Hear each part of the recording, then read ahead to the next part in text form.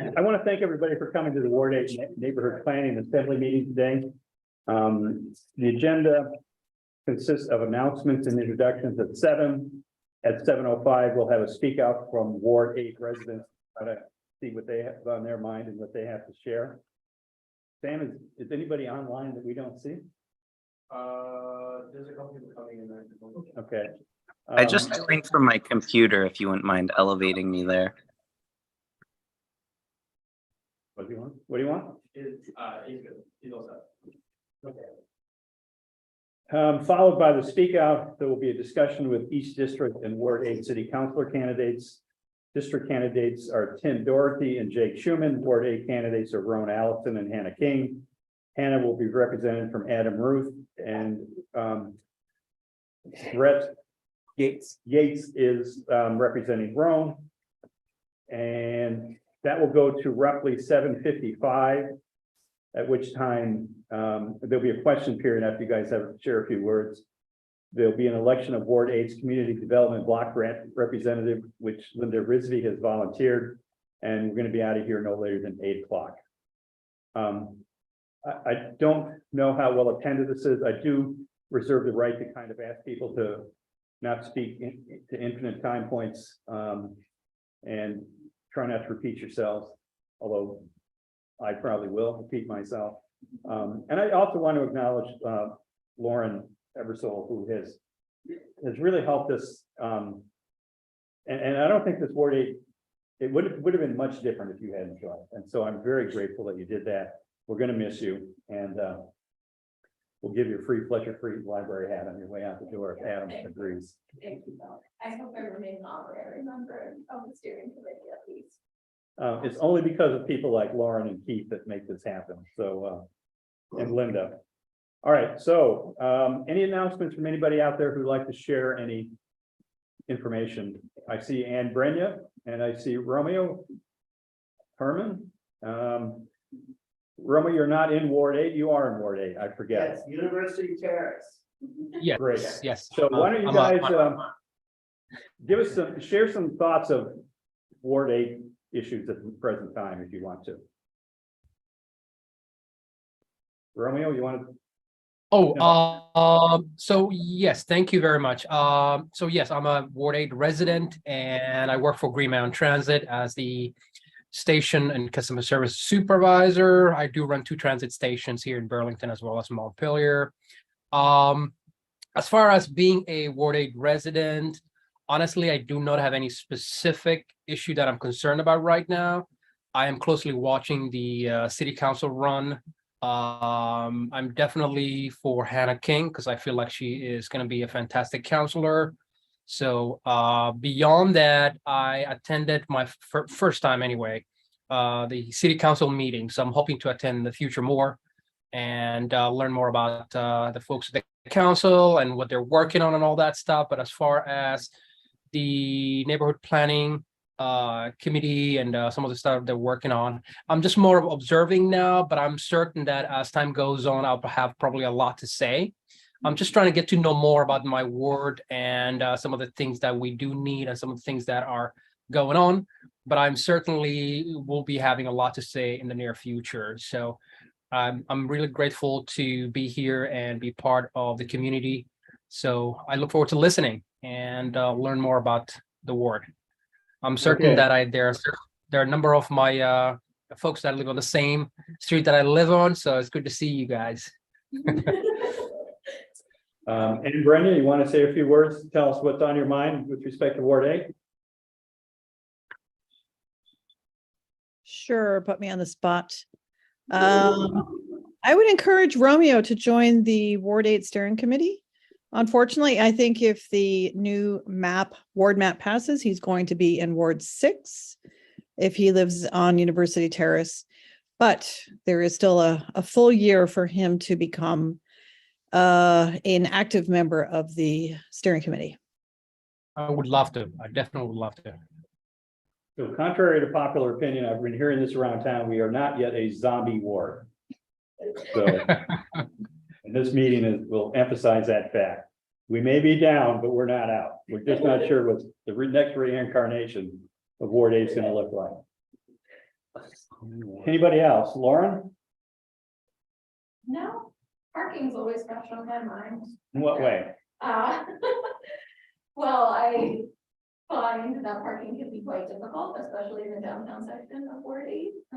So that's something that, as an outgoing resident, I can say certainly affected my decision to move from the board. So the push lately has been to eliminate parking spaces. Do you agree with that, or Parking spaces in the And- garage or on the streets. well, in the downtown area in Burlington, that parking is going to be more limited? I would agree with that if there's a good solution for what to do. I find that at least on my street, what will happen is during the day, people will leave to go to work, and then that's when students will start parking on my street. So there's almost never parking, which is quite unfortunate when I don't have a guaranteed spot and don't live on one of the resident only streets. Okay. So I don't know, as an outgoing resident, I know I can say that, and I don't know what the solution is, because the solution, if they're gonna reduce parking, will probably be some sort of garage or underground space for parking. But I just thought I'd share that, because I just circled around the downtown garage for a while trying to find a parking spot in it, because there was just no emergency tonight. So possibly Ward 8 NPA might want to take on parking, have a discussion about parking at some point in time.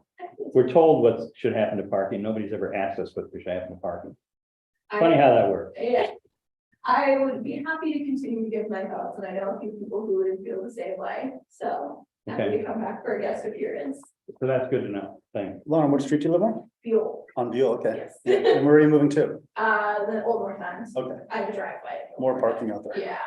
Okay, thank you. All right, so Tim, you want to start us off and maybe tell us how you're gonna make all our lives better, and Burlington will be the special place that it's required to be? I'd be happy to tell you a little bit about myself. I don't know that I'm going to make all your lives better. But I was here, I think, at the last NPA meeting, so I recognize some faces both in the room and on Zoom. I see Romeo. Nice to see you again. Yes, I should. I'm Tim Doherty, and I am running for the East District City Council seat. And excited to be running. And let me give you a little overview of who I am and why I'm running.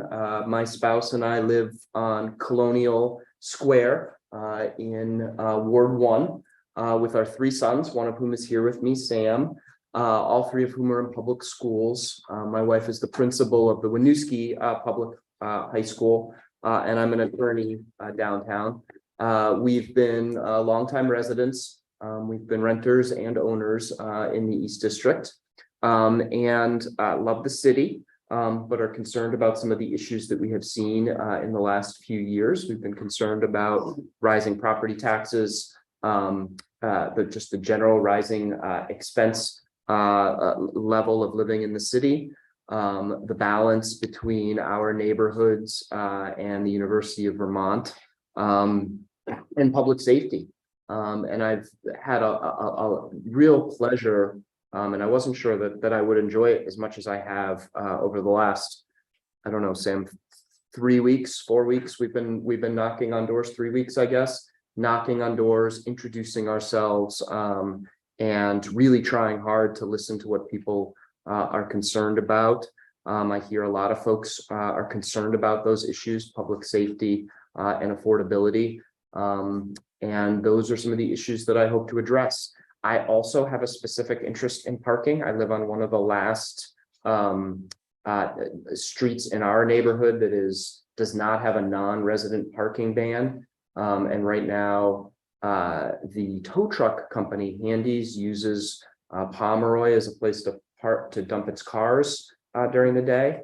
And that's not why I'm running for city council, but I have an interest in parking, and I'd love to get back to that topic if we have time. Every morning you go get your car off Pomeroy, or you send Sam to go get the car? Well, our car is over there, but Bill, you mentioned this. I would love to have the conversation come back around to that and hear what folks are thinking about on the parking issue.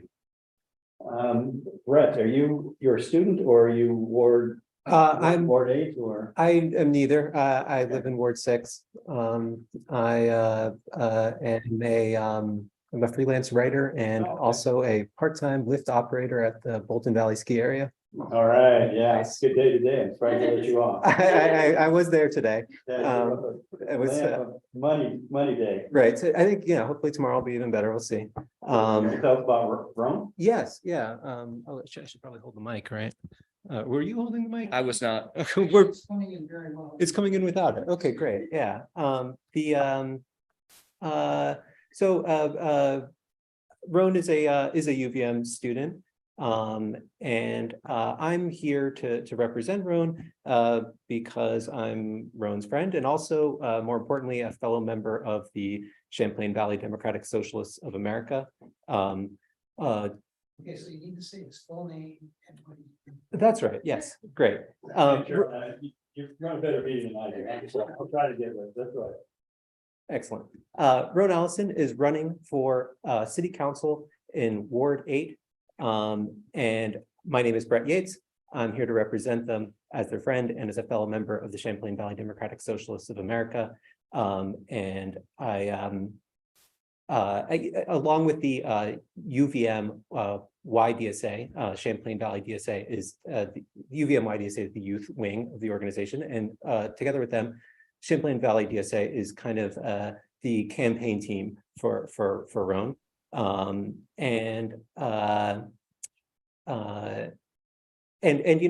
wanted to mention that because I think being a city councilor is really hard work. It's not a job. It's a job you have to do in addition to whatever your other job is. In Roan's case, being a student, a full-time student, and you don't have a staff. So I think it's important to note that Roan will have institutional support as a city councilor.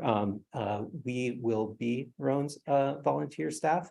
For those of you who don't know what DSA is, it's the largest socialist organization in the United States. We have two active members who are in the Vermont State Legislature, Kate Logan and Tanya Vyhovsky, who represent parts of Burlington in the House and Senate respectively. For the past year, we've been doing things like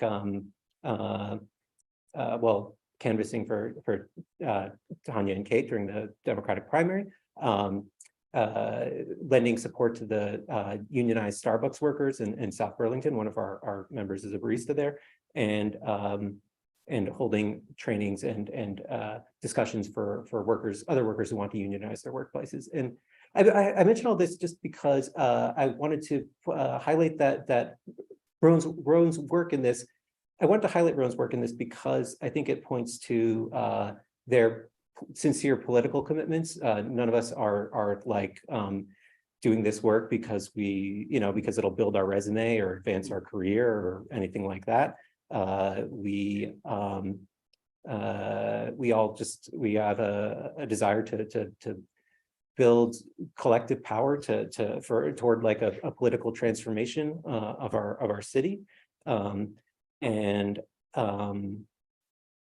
had a few notes here. Let me see what I got. Roan's a much better public speaker than I am, so my apologies.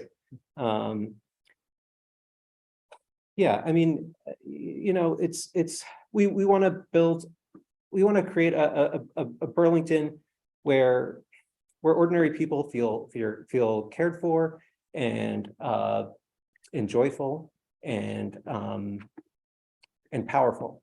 And I think I think none of that is possible without housing. That's really why housing is the focus of Roan's campaign, the primary focus.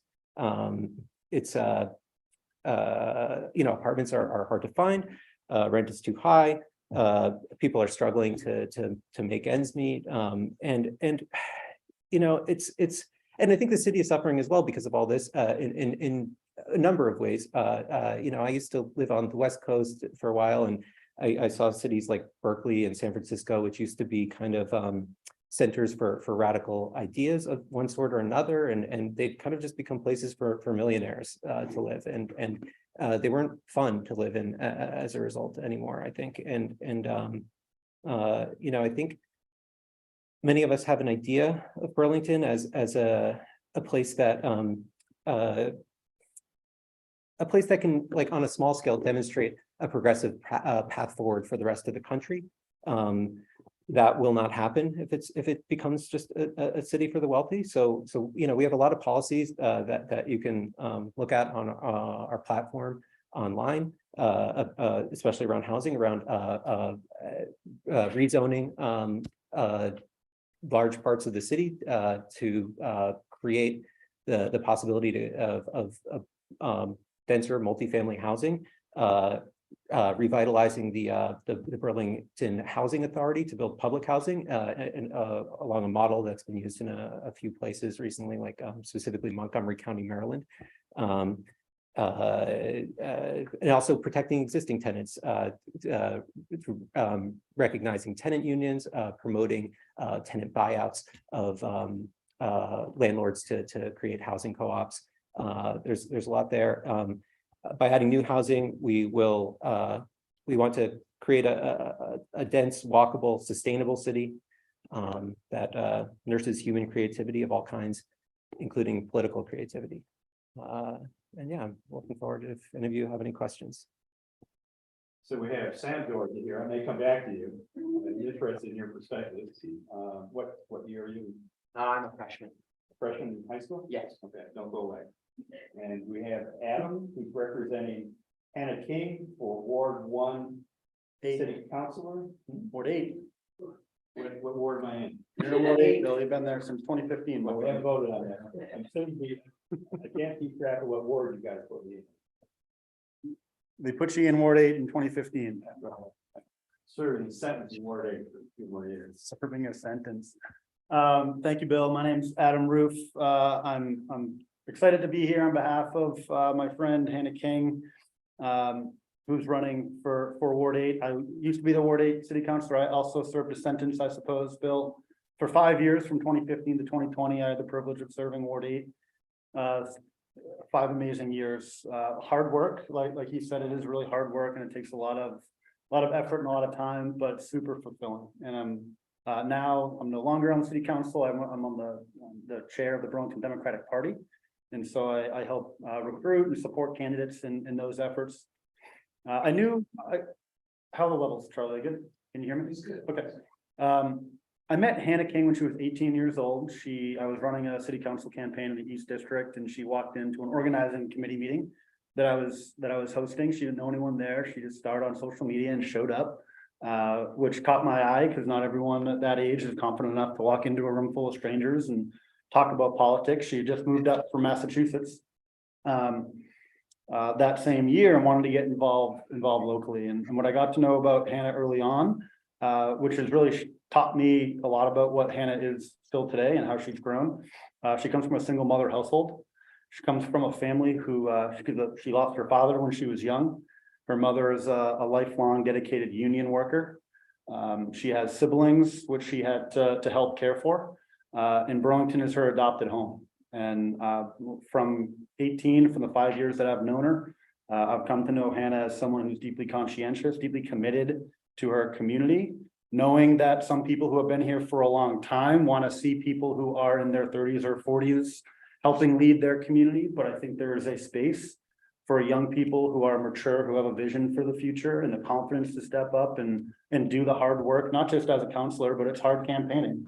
And all candidates here in this room and elsewhere know how hard it is to campaign. And I think the struggles that she has gone through in her life have prepared her well, not just for campaigning, but for service to the city.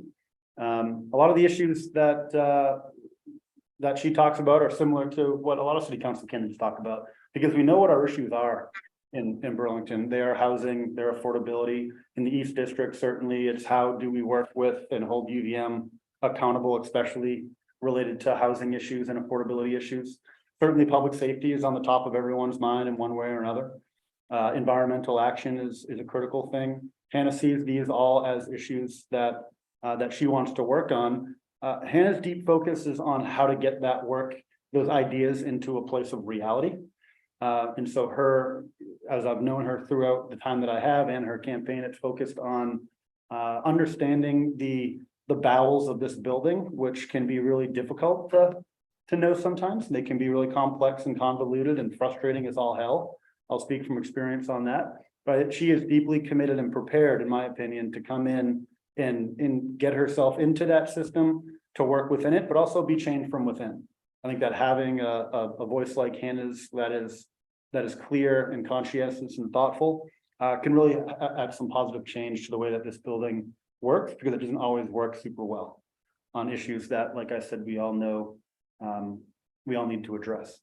Are we gonna have more time to talk? Because I can keep going. Questions. Okay, good. So that's a good introduction. I'll do the introduction. I'll stop there. Okay. Okay, and last but not least, Jake Schuman, it's good to see you again. He's now coming back again to district. And Jake, thanks for coming. You want to tell us a little bit about yourself and how you're going to be a successful city councilor? Yeah, absolutely. So Adam, I have to say thank you for pitching me into that group in their 30s and 40s, because sometimes folks, lump me in with the kids in their 20s and say, "Are you ready for city council?" And I say, "Well, thank you for the compliment, but I think that I'm very mature and ready for joining the city council." I'm joining you remotely tonight because I want to see if I can hop up to campus and catch some of that debate that is happening. And also because last weekend I tweaked my back when I was doing a lit drop. I got to enjoy some of that free parking on Colonial Square that Tim referenced, and slipped on some ice and saved myself from falling, but almost dislocated my shoulder in the process. So I think the age conversation is important, but I don't think it's a determinant factor. I don't think that we should be judging people based on their age, because that is discrimination. As I was talking to somebody earlier today, it goes in both directions. We shouldn't be saying that people are too young to serve on council, but we also shouldn't be saying that people are too old to serve on council. And I think that Tim and I are both in that happy medium place. So I think that's great. I think that, throughout my 20s, the reason I didn't step into a race like this was because I was very diligent and deliberate about taking the time to form those connections very slowly and organically. I see this as a volunteer position. It has a meager stipend that I think might pay for the coffee that you gotta consume to be able to get the work done. But I think it's one of those things for us democracy nerds that if you have the willingness and the, being a glutton for punishment, I guess, if you're willing to do the job and you have the chops, then it's something that you should do for a period at some point in your life. And so that's something that I've always held in mind, that I don't have political aspirations. I don't seek higher office or anything like that, but it's something that I've always considered to be of interest and within my capacity to do. So that's why I entered this race after living in Burlington for 14 years. I've lived throughout the city. My first home I purchased in the King Maple neighborhood, and it's because of my political involvement and my connection to that neighborhood is why I am opposed to the redistricting map, because it continues to jeopardize the representation and the ability to engage meaningfully for those people in that neighborhood. And that's what we've been doing for so long. And I think we got to stop at some point. I have always served this community, and I will continue to serve this community always. In professional roles, I'm an EMT. I work with homeless folks. I have worked with youth in transition. I have worked for DCF in their policy shop as an intern. I've done all sorts of things throughout this community, and it's been in pursuit of service, but also in pursuit of creating the well-rounded background that I think would make me successful in this job. I deliver diapers throughout this community, 10,000 every month, and I don't do it with any particular ask. I just do it because diapers are expensive. That's like $10,000 worth of diapers that I get to give out every month to lots of different families and build relationships with those people, because it's not under the umbrella of a formal organization or anything like that. It's just organic neighbors helping neighbors. And so I think those relationships are really important too, right? You know, folks I think might see me and say like, oh, this person, based on their demographics, is not representative of our community. And well, you know, we can all only have one set of demographics, right?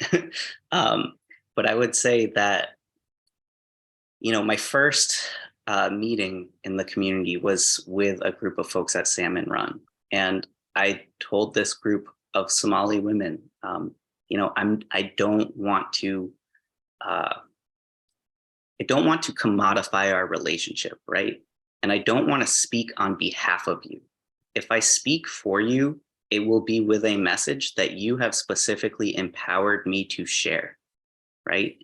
And so I guess I'll just end on this note by saying, you know, the things that I was empowered to share on their behalf was that the way the police are present in their community, when they are present in their community, is not, they feel like an occupying force. It is not in a way that feels safer.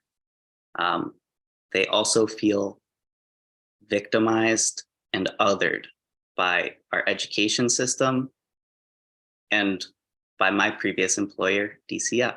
They feel targeted. So, I mean, I could go on for ages and ages with all the thoughts in my head and all the things I want to say, but I'll leave it there. My name is Jake Schumann. Sorry, I need to get better at that. Running for East District. Okay, so let's take some questions. Lydia and Romeo and feel free to ask a question.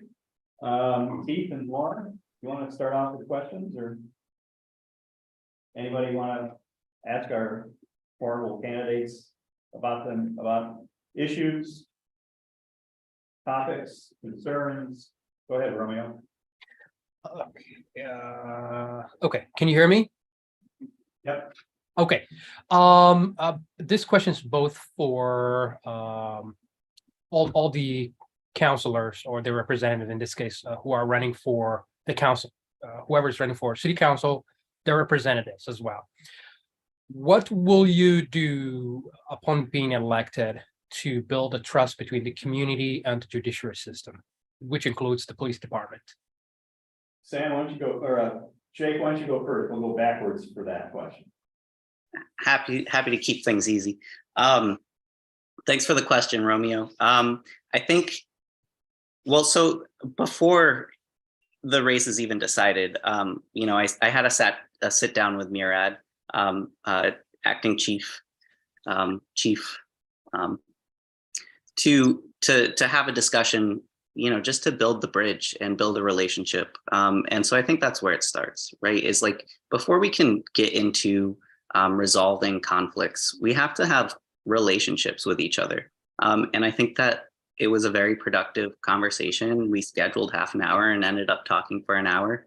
And I think we were both pretty comfortable and laid back, and we got to kind of develop a sense of trust. And I reached out to him earlier this week, and we talked very briefly today about you know, an issue that a neighbor had, and start the work of figuring out how we can all work together to address that issue. So I think it's building relationships, it's having dialogues, and that's why I support a community oversight board, because I don't see it as a group of activists with axes to grind. I see it as an opportunity for a cohort of people selected as one holistic group to sit down and, once or twice a year, kind of audit what's going on. And really, I don't see them getting together or needing to get together very often, except in the most egregious circumstances. So, Adam, how are you gonna build trust? How is Hannah gonna build trust, Bill? Well, Hannah, I've talked to Hannah about policing for years, actually, all the way back to when I was the chair of the Public Safety Committee here on the city council. And, a few things that she wanted me to share today that related to trust would include certainly having a police chief that has been vetted and accepted by not just the officers in the union, but also the community members, especially those community members that feel like trust has been eroded, of which there are many. Jake rightfully mentioned the New American community, but there are others who do not feel safe in Burlington and also don't feel like the trust is as strong as it used to be. And the chief is the tip of the spear in building that trust. And so Hannah has not committed to vote yes for one chief or another. If brought forward, should do that due diligence, but the standards that she has set forth for her decision are someone who is willing to work with 21st policing principles, someone who is willing to get out into the community and not just sit behind a desk. I won't share my personal opinions on that, but the other point that she wants to focus on is getting back to, I think this is an important piece that's been lost the last couple of years. And I think she was really astute in this point that she made, and I will leave time for others because I know we're running on time. But, we really do need a fully resourced and fully staffed police department with the right type of police officers. I really think that we need to come together as a community to accept the fact that without a fully resourced police department, we're not going to be able to create those connections. Hannah believes very deeply in having foot patrols. okay, I am gonna stop you right there. I'm going to finish this one point, but I do think that Jake Quickly. wanted a little bit.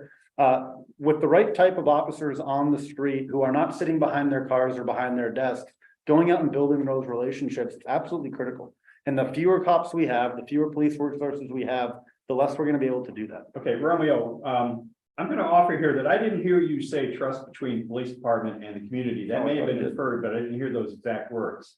When I think of trust, I immediately think of the trust that we have with our city council people who don't even seem to finish their tenure. And so there's different kinds of trust in this community that I think are foundational, that maybe are reflected in a particular relationship with police, but it's not just police. I thought he mentioned police, and I apologize. And if I misheard. if I'm stealing your question, Romeo, just tell me to be quiet. Right, so what I was saying was the judiciary, obviously including the police department, which are part of the judiciary system. But I could appreciate the point that you made with respect to anybody seeking counsel, building trust with the community with respect to not them living high and dry in the middle of the term as well. Okay, so I rephrased that, but Sure. Yes, Brett, I'm so sorry. that's okay. I am so terrible with names. That's fine. Yeah. Well, I mean, we kind of started this conversation about the police a little bit, so I'll continue that. And I guess I would say, of course, it's always very tricky to speak on behalf of a candidate, another person, even though this person is my friend. But I don't think Roan is focused on building trust between the community and the police. I think Roan is focused on building trust within the community itself, on strengthening the community itself. I mean, I don't have a relationship with the Burlington Police Department. I've never interacted with a police officer in Burlington. And I guess it's because I live a charmed life, and we believe that other people also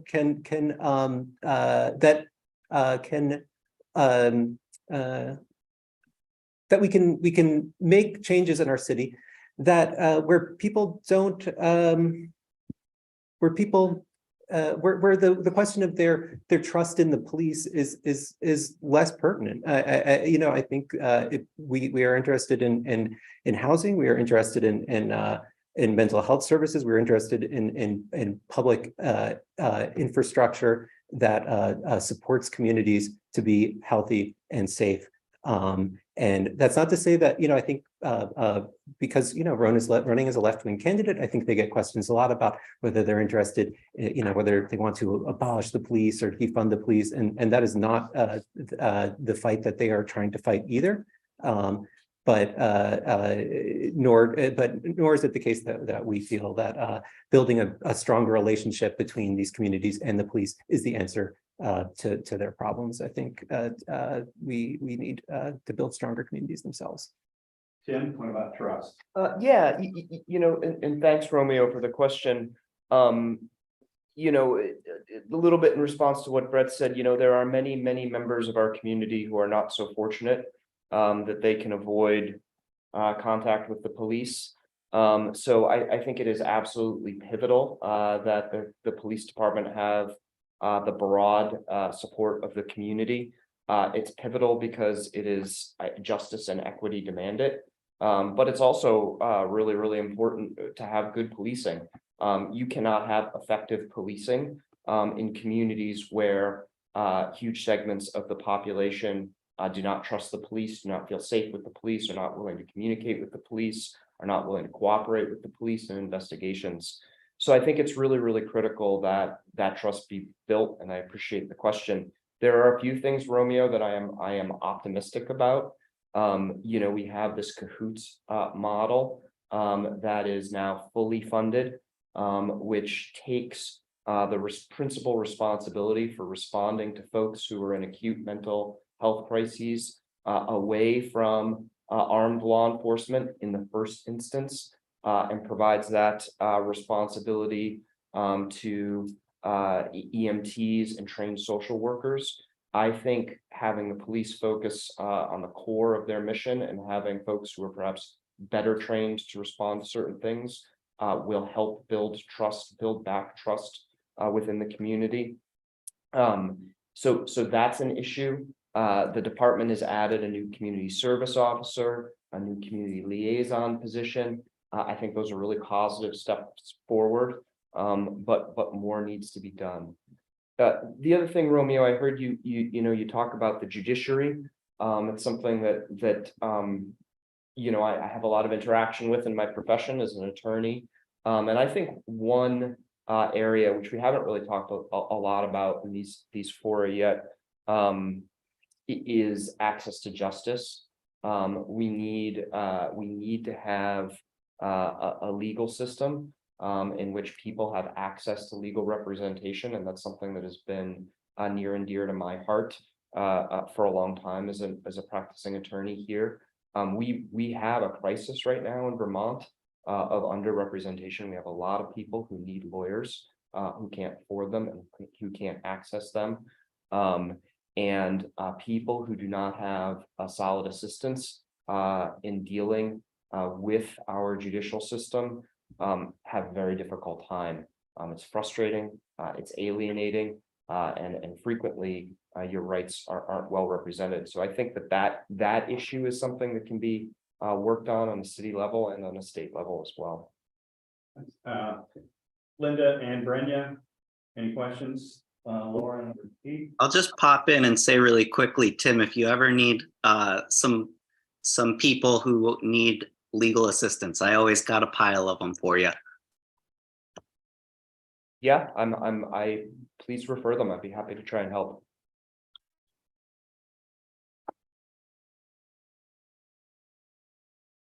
All right, I'll ask a question. I'd like to hear in 1 minute, because I know we need to move along. If I vote for you, what's in it for me? Go ahead, Jake. Let me just start my stopwatch. All right.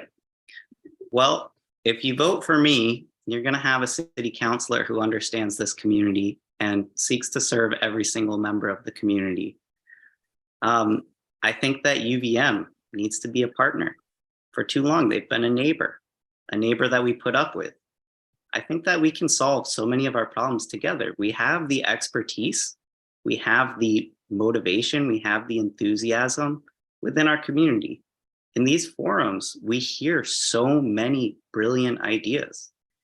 And I don't think that we need to wait for one person to win to champion one set of ideas. I think if we all work together and we all collaborate, we can solve every crisis that we are experiencing, and we can do it quick. But, you know, in those instances where quick is not good, I'm all for taking our time and doing it right. Hannah, gets my vote, what do I expect? Yeah, I think with Hannah, you're gonna get someone who is reliable and consistent in her work. I think that as we know, Bill, that Ward 8 has a special set of circumstances that may be different than other parts of the community, than the city. The impact of the university and the students that live in the area. There's a lot of great that comes from living among students, I believe that, but there are also real challenges. And I think that and I know that this is a forever need in Ward 8 until it is changed in a substantial way. Got 20 seconds, Bill. I'm taking my time. I'm looking right there, man. I can do it in 10 seconds. There's a real need for building those bridges between not just the university, but the students that live on and off campus and permanent residents. I think Hannah is frankly well suited than anyone that's ever ran in Ward 8 in order to be able to do that. Yeah, boom. Correct. Well, you asked what you'll get, and I guess I don't know what your concerns are specifically. I mean, I think at DSA, we believe that politics is the process by which society resolves conflicts of interests, and that in class society, there are different groups that have different interests. And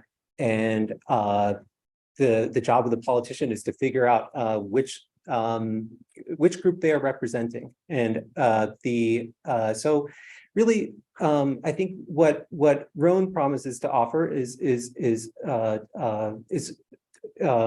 what is housing and better bus service and better bike lanes, better pedestrian infrastructure. And, you know, if these things, building more housing, building more bike lanes, you know, if these things are of interest to you, I think you should vote for Roan. If, you know, if you would prefer Burlington remain less dense, have less housing, have fewer bike lanes, more on-street parking, if you want it to be less friendly to pedestrians and people who need a bus who use the bus to get around, you know, there are other choices. Just to be clear, are you saying that if we don't want those things? Sorry, are you making a comparison? Because I think you did there. It's like an opportunity to respond. A little bit of a false negative. Okay, a little bit. And Do I still get my minute? yes, Okay, but I'm not timing you. okay, Adam can time me. I'll tell you what you won't get from me, Bill. I don't pretend to have all the answers. I don't pretend to know everything. And I will not make you promises that I can't keep. What I can promise you is that I will pick up the phone and hear you out. If I don't know the answer, I'll tell you, and I'll do my best to help you find the answer. If I have a position, I'll let you know it straightforwardly. And if we disagree, we disagree. And that I'll work really, really hard on behalf of the East District, and that I will be present and listening and responsive. Linda, what do you want your city councilor to do? For you? I'll just, if you don't mind, do a follow-up on what you just asked and just say that because of whatever the reasons are, city councilors haven't been very responsive, sometimes because we don't have them, sometimes because who knows what they're doing. Sometimes it just feels like it's not a it's just not a priority. And so I'm kind of interested I really appreciated Tim saying you'll answer the phone, and I'm kind of interested in the lines of communication being open with constituents. So, Keith, what do you want from your city council? I want my city councilor not to blame everybody else when something's not being done. I want my city councilor to stand out in the campus of UVM and talk about the need that they need to take some responsibility for housing. The 70 whatever percent plus students from out of state that they bring in here and then they don't treat them properly by putting them in quads or triples as a freshman or sophomore, not giving them enough space to really learn and then putting them into the housing that is deteriorating in my neighborhood. So that we don't have good neighbors anymore in the sense that we can't sit on our porches as we used to do and have coffee and talk in the morning before we go to work. We have a city council, this is where the trust is. City council always talks about affordable housing and need more housing, but they never talk about the University of Vermont students taking up 4,000 to 5,000 of those housing units and saying, you know, it's like they are the too big to fail kind of thing that Bernie always talks about. And you know what? If we're going to be a progressive city and have space, all the nice things, we have to get housing taken care of so that the young people. I know I'm not cool. I've been in Ward 1 for 50 years, so I know I'm not the cool person. But I know that for 50 years. The city has been screwing around with us, promising us stuff, giving us a list of stuff they think we want, and not providing the major thing we don't want. Is better housing and better affordability in this city. Okay. Lauren, what would? They don't get to respond to that? No, they're listening to us. This is our meeting. Oh, okay. They're invited. They'll talk when we invite them to share. Okay. Our meeting, our voice, and every one of them has said they want to hear our voice. No, I need to say something, Keith, because I totally disagree. That's fine. You are a cool cat. Well, not that. But it's like you don't listen to me. When I complain, I get, oh, you're not as bad off as somebody else. My assessment went up 70%. What did my city council say? Oh, we had people that 100% assessment went up. I didn't need to hear that. I just needed to hear that. Mine went up and I retired.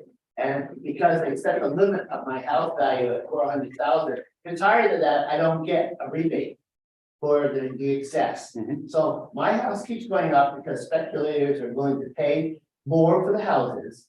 And so therefore they think my house is worth that, right? And then I'm stuck in a situation where we may not be able to live there for very much longer. Lauren, what could we have done more to get you?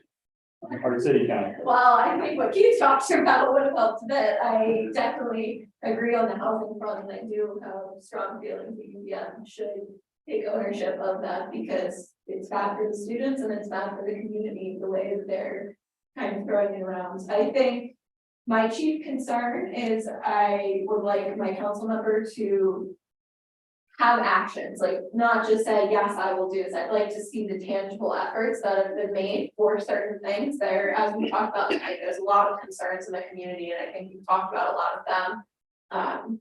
But talk can only get us so far. And I would, I really would like to see action and accountability as well, involvement with the NPA, involvement with the community, and knowing that it's an open line of communication. I know a couple of you have mentioned that. So I think those are the two big things that I look for. Lauren, can I ask you? Bill, can I ask Lauren a follow-up question? Not yet. Ann Brenda. Ann, is your name Ann? I'm not good on first names. Ann, do you have your hand up? Would you like to share? Ask the question of what you expect from your city councilor? Yes. I would just like my city councilor, speaking as a Ward 8 resident, to recognize that Ward 8 is not just students. We have lived here for 20 years, and your vote as a city councilor profoundly affects us. It actually doesn't affect the students because 50% of the students who vote for you are gone in May, and the other 50% are gone the next year. And we're left with the consequences of your votes.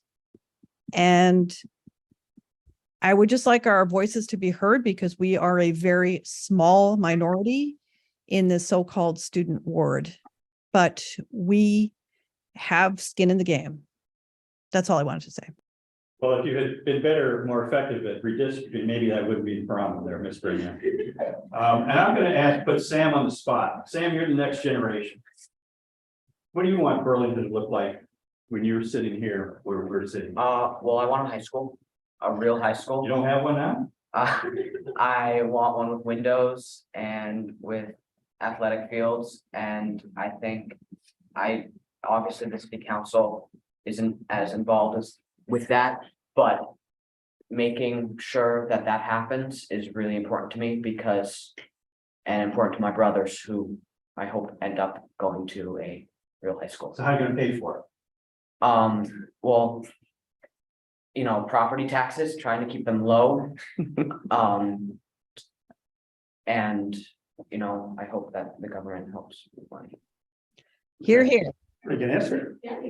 When are you be 18? Can we write you in? All right. Tim, you get 1 minute because you've asked. If you guys want to summarize real quickly and then we'll elect Linda. I was gonna ask Lauren, you talked about responsiveness and action items. Do you have ideas about what you would like to see in terms of communications from your city council person? I know, for example, Karen Paul does a newsletter. What would you, when we're gonna have you're gonna have an East District city council person and a Ward 8 city council person, which, you haven't had. What you have any ideas as to sort of the mechanism that you'd like to see those kinds of communications take? I mean, I love a newsletter. I know I not everyone loves a newsletter, but I do love a newsletter. I also think I've seen a lot of constituent coffee hours, Yep. whether it's the council members or the state legislature members. I think those are really effective. I just think, I have lived in Ward 8 for about a year now, so it's been a bit of a challenging time as we've had and not had council in different positions. But I think just having that line of communication and being involved in certain things like the NPA or other community events is important. Brett, thanks for coming. Thank you. We've got a few more words here. Yeah, well, there are a couple of things that got brought up. One is the question of standing up to UVM. And I think just a night or two ago, the City Council tabled a rezoning proposal by UVM that would have allowed them to build more student housing on the Trinity campus. That absolutely needs to be accelerated. I know there's some questions about whether it can be paired with a commitment not to increase enrollment at the same time. City Council absolutely needs to figure that out and get the ball rolling on allowing UVM to build more housing north of Colchester Avenue. But I will also say that I think there is sometimes a hope among some Burlingtonians that UVM can resolve the housing crisis on its own, that by not increasing admissions and by building more on-campus housing, that will be enough, and the rest of Burlington can stay the same. And that really is not adequate. Burlington, including city councilors, the mayor, Progs as well, have a lot to answer for in terms of the housing situation that we're in right now. We have not done nearly enough to develop or promote the development of new housing in a long time. And So, yeah. Hannah, what are you gonna do for that? On housing, what's the question? How are you going to represent Ward 8? Yeah, Hannah's always been someone that shows up more than, I'm not making a comparison to anyone. I will make a comparison actually. Compared to me, when I was in the city council, I did my best to show up as often as I possibly could. I know you two know that. She will go far and beyond the commitment that I had to show up, because she's already proven it. When I was elected, Bill, you the first door I knocked on, you were a little skeptical of me, I remember.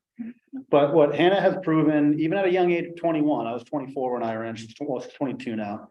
She's been on the steering committee for this group on Ward 8. She's served as a CBBG representative, and we're about to elect Linda to do that same job. She's accomplished a lot at a young age, and she's dedicated herself to this ward. She wants to keep doing that, and she's asking for your vote so that she can continue to do it. Okay. Okay. Sam, Mark Twain said 90% of success is just showing up. Yep, I'm here. Don't forget Jake. I'm not gonna forget Jake. Jake, you're gonna be the last voice we hear other than Linda's.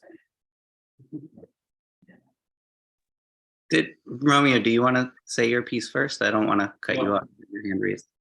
Oh, I'm sorry, Romeo, you want to jump in? Oh, I appreciate it. Yeah, so all I wanted to say is that I'm looking for a representative that is proactive, not a reactive. I don't see the hand raised. I'm sorry about that. Yeah, it's the white wall makes it disappear. Thank you, Jake. Yeah, and thank you for that segue, because that's a thought that I also had. You know, I think it's important to react in the appropriate way at the appropriate time. But I think the best city councilor is one that is not going to be reactive because they were proactive, right? We need to have a long-term vision and a long-term focus in your decision making. Thank you, Linda, Romeo, Keith, Dr. Brenya, for all of your comments. They are all very well received. And thanks too to Sam. You're clearly a good kid that when you think of your negative experience at the high school, that you say we need a new high school so that my siblings don't have to have the same negative experience. I think that really shows character. Can't go wrong with a name like Sam. What's that? You can't go wrong with a name like Sam. Yeah, it's my middle name. Dr. Brenya, would you describe for us, please, what the. Can I just finish my comments real quick? I thought you were finished. Go ahead. Yeah, I just wanted to say, you know, that's why I would appreciate your vote for the East District City Council race, because I was there at Romeo's first City Council meeting advocating for the people of the East District for an MOU with UVM so that they could be more than a neighbor and they could be a partner. And, you know, to the point about UVM's, you know, victimization of their student population and over enrollment, and the role that they play in our housing crisis, right? Nobody's asking them to own the problem. We're just asking them to own their part of the problem. I was there on Sunday talking to Troy Hedrick, our newest representative, and I've been talking to him since he got into office about this issue. Like, I have been proactive, and when our city council fails, that's when I start advocating. So I've been there and I'm going to keep being there. And I think if I'm on that seat, that I'm going to be there more than any counselor that you have known in recent years. Thank you. Okay, thanks you guys for coming. And Brendan, would you describe briefly for us what the Community Development Block Grant representative needs to do before we elect someone? Yeah, I served on that committee for 2 years. I think I was the first Ward 8 representative. So basically HUD gives out money to certain municipalities every year. Cities, I don't know about states. So unlike in other locations where the elected officials decide who gets the money, in Burlington, the decision is made by representatives from each of the wards. There's also a representative from the from the state, and I think there's a few other odds and ends people. So it's quite a bit of money, and organizations which have a project in mind to reduce poverty and blight within the city submit applications, and they are rated or graded by the committee, and then a decision is made on who actually gets the money. So it's a pretty involved process. It involves 4 or 5 meetings down at City Hall. And the recipients of the money are decided upon by the entire group. So I believe we have to elect a person, right? I will move that Linda Rizvi be our representative to the Community Development Block Grant. And Linda, do you agree to be the Community Development Block Grant representative? Yes, I would. I would like to second that nomination, having known Linda many years. Linda has been one of the quiet people in Burlington who gets involved, comes to meetings like this, cares deeply about the city and the people in it at the neighborhood level, and sees that the world only changes if we can change Hungerford Terrace. Is that right? No. I don't believe anything I Thank God say. you shouldn't vote for me. All right, well, why should we vote for you then? Okay, I'm sorry. Yeah, why do you want to do this? Oh, well, I've been active in the community and for many years, and including being school commissioner to the NPA and other things as well. And I think that the community block grant program is really important for revitalizing communities and neighborhoods, and I would really like to be a part of that. Okay, so we have 1, 2, Romeo, Ann Brenya, Lauren, and Keith, and myself. 5 of us to vote on this. The nomination is for Linda Rizvi. All those in favor, raise your hand. That looks unanimous. Ann Brenya doesn't. Ann, are you voting? Oh, okay.